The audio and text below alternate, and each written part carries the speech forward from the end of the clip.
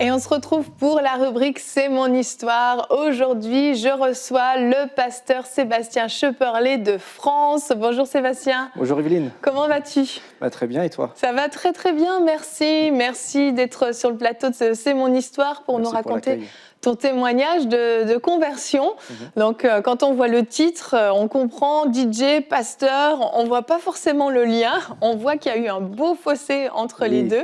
Et c'est ce que tu viens nous raconter. Donc, toi, tu es né dans une famille française, catholique, plutôt traditionnelle. Tu as été dans une école privée catholique. Tout à fait, donc, tu as connu un peu Dieu par ce biais-là, mais sans plus.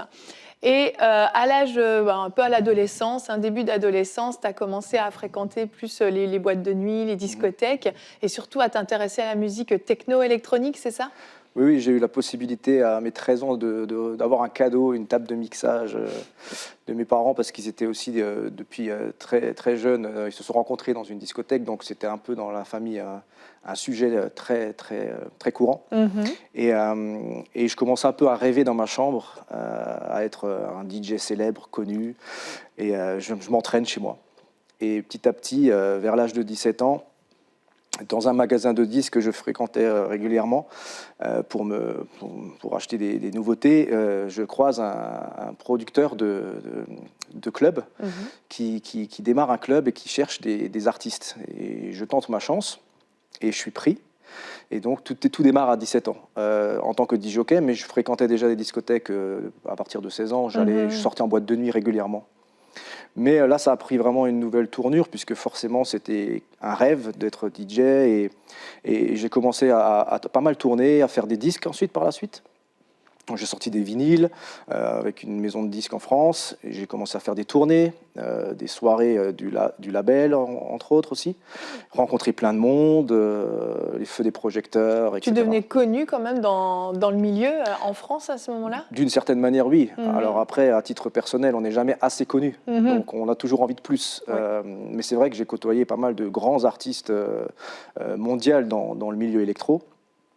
Et je me suis dit, pourquoi pas ? J'étais vraiment dans mon élément. Toi, tu voulais en faire ton métier, cet univers de discothèque où il y avait quand même aussi alcool, drogue, filles, soirées. Tu étais à l'aise dans ce milieu-là ? J'étais à l'aise, d'autant plus que avant mes 17 ans, où j'ai commencé à moi-même jouer, j'allais aussi dans ce qu'on appelle des rave parties ou des free parties, donc des soirées illégales. C'était dans des bunkers désaffectés ou des hangars.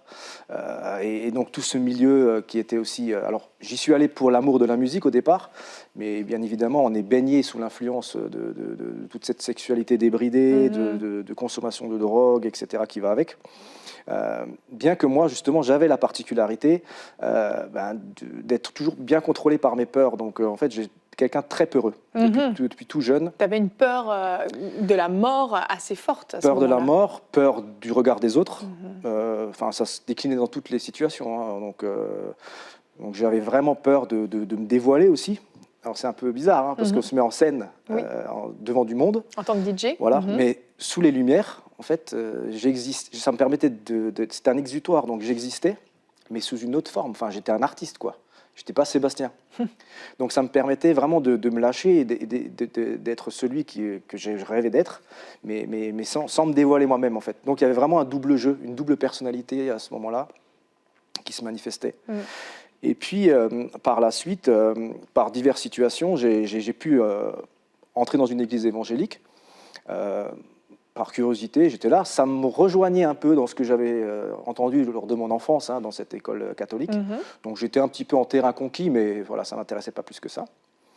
Et ce qui est drôle, c'est que dans une soirée privée, aussi électro à ce moment-là, un ami me fait la connaissance d'un ami à lui qui s'est converti et qui fait des études de théologie. Il me dit, viens, je t'emmène voir un pote, il est au Seigneur, Jésus et tout. Alors, lui, il n'est pas chrétien. Non, il n'est pas chrétien, c'est ça qui est fou, oui. Il n'est pas chrétien, mais il est vraiment emballé parce que moi, il sait que je suis allé dans une église et lui, il sait qu'il s'est converti, donc va discuter avec lui et tout.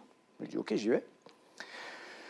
Et puis il me parle de Jésus, etc., ce qu'il a vécu. Alors je me suis dit, oui, mais moi, on m'a déjà parlé de Jésus quand j'étais jeune, quand j'étais enfant, quand j'étais ado. Je sais très bien ce que Jésus a fait, qu'il est mort et à une croix, etc., mais ce n'est pas pour moi. dire, Jésus, c'est pour les personnes âgées qui veulent racheter leur conscience, ils donnent leur argent avant de mourir pour être... C'était vraiment... Le cliché. Oui, et puis la Bible, c'est vieux, quoi. C'est un bouquin poussiéreux, je veux dire. J'en reparlerai plus tard, quoi. Et j'ai vraiment été confondu par son témoignage, parce que ce n'était pas un témoignage extraordinaire, mais vraiment d'une simplicité extrême, mais qui me rejoignait. Et il me dit, en fait, tu sais, j'ai eu une enfance heureuse, mais j'ai vraiment bénéficié de l'amour de mes parents, matériellement, il y avait tout ce qu'il fallait. Et un jour, il y avait quand même au fond de moi cette conscience qu'il y avait un vide dans mon cœur, quelque chose qui me manquait. Wow. Et là, en fait, c'était drôle, parce que je me suis vraiment mis à sa place. Il me dit, mais c'est moi, ça. Finalement, toutes les excuses que j'avais avant de dire Jésus, c'est pas pour moi. Moi, je me sens bien, je suis bien pourtant. Bien, il y a plus de souffrance ailleurs dans le monde, etc. En fait, tu dis, mais oui, mais. Et c'était vraiment drôle, parce qu'on pouvait dire, maintenant, j'ai aussi le droit de dire que ça va pas et que je sens ce vide. Donc, j'ai gardé ça sur mon cœur. Et puis, en fait, à cette même période, donc, la peur de la mort a commencé à se multiplier, mais de manière palpable. C'est-à-dire, c'est pas juste mon sentiment qui était là, mais j'avais presque des visions claires de ce sens-là, où je conduisais en voiture, par exemple, j'avais l'impression que quelqu'un me mettait un coup de volant pour que je parte dans le fossé. J'ai une fois aperçu un proche de ma famille décédé sur le canapé du salon. Alors que c'était faux, hein, tout oui, ça. Oui, c'était faux, c'était juste des images comme ça qui me revenaient, hein, qui arrêtaient pas. C'était comme hanté par la mort, ouais, en fait. Ça. Au point où je ne pouvais plus me coucher sur le dos, dans mon lit. Hein, je me voyais dans le cercueil, en fait. Et donc, petit à petit, j'ai commencé à cultiver ça, et ça me cherchait. Donc, il y a eu des angoisses terribles, où j'avais presque peur de m'endormir. Et un soir, effectivement, j'ai peur de m'endormir, parce que je me dis, mais je vais pas me réveiller, quoi. Ouais, c'est terrible. Donc, il est tard dans la nuit, et j'en peux plus, je suis angoissé, enfin, je sais pas quoi faire. Et je me souviens de la discussion avec cet ami, dans cette soirée privée. Et je dis, ok, Dieu, si tu existes, là, j'en peux plus, quoi. Je suis au bout, en fait, c'est ingérable. Parce que comme j'avais peur et que j'aimais bien faire des plans B, des plans C, j'avais un contrôle, hein, quelque part, enfin, j'essayais d'avoir un contrôle sur ma vie, donc je contrôlais tout. Et là, je ne pouvais plus rien contrôler, en fait. Donc je dis, Dieu, si tu existes, il faut que tu m'enlèves ça, quoi. Et à ce moment-là, j'avoue, c'était presque instantané, hein, c'est ça qui m'a vraiment cherché. Et ben, j'ai reçu une paix extraordinaire. L'angoisse terrible, elle s'évapore, et je peux m'endormir de manière paisible. Wow. Je m'endors, le lendemain, je me réveille, toujours avec cette paix, et je me dis, ok, Dieu, merci, tu existes, tu m'as exaucé, quoi. Et j'ai envie de te connaître. Donc, je retourne dans l'église où j'étais au départ, et je demande, j'ai des questions sur le baptême, etc. Et puis, je me fais baptiser. Et puis, à ce moment-là, ce qui est assez intéressant, c'est que j'appelle cette période les bancs de l'église. Parce que j'étais là, de mon plein gré, j'avais le souci que Jésus était mon sauveur, j'en étais convaincu de ça. Hein. J'étais vraiment dans le but de devenir chrétien, un bon chrétien, j'ai envie de dire un bon chrétien. Donc je me suis engagé dans la louange, etc. C'est une période qui va durer environ 5-6 ans. 5-6 ans. Donc c'est quand même long, mais tu ne comprends pas tout. Je ne comprends pas tout. Non. Et, mais je continue à fonctionner comme ça. Et puis, dans une période très douloureuse, avec beaucoup d'épreuves, quelqu'un m'envoie un message une fois, sois transparent avec Dieu. Alors, je me dis, mais qu'est-ce que ça veut dire ?